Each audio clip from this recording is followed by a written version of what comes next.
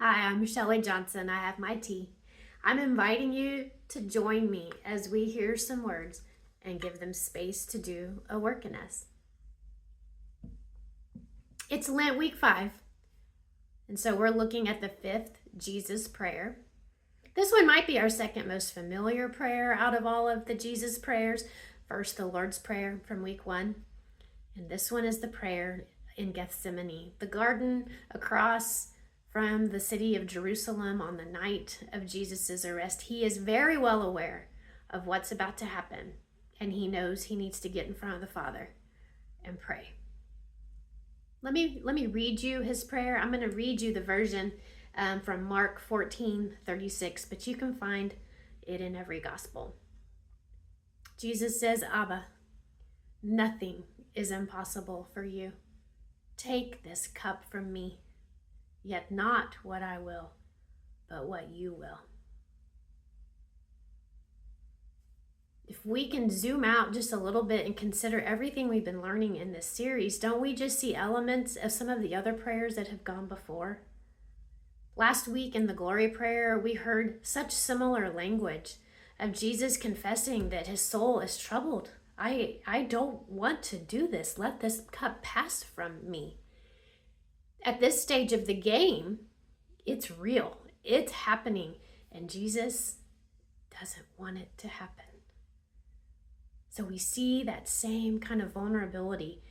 Somebody captured this as an eyewitness for us so that we would be able to understand just how hard this sacrifice was for Jesus. But also, like last week's prayer, we see him setting aside his will for the Father's. But do you also remember that in the Lord's Prayer we hear similar language? Our Father who art in heaven, hallowed be thy name. Thy kingdom come, thy will be done. Why do we pray? We pray to be heard, for sure. But we also pray to be shaped. Jesus was the perfect human, and he prayed all the time. Because in his humanity, he had a will, he had emotions, and he knew he needed to just get aligned with the Father, get his heart in the right place so that his mind would follow. And on this, the night of his arrest, just hours before the cross, Luke paints an even a more emotional picture, saying that Jesus prayed so earnestly that his sweat turned into drops of blood. This cross was not something Jesus actually wanted, but he knew the importance of it. He knew the good that would come out of it. He knew what would happen after the cross.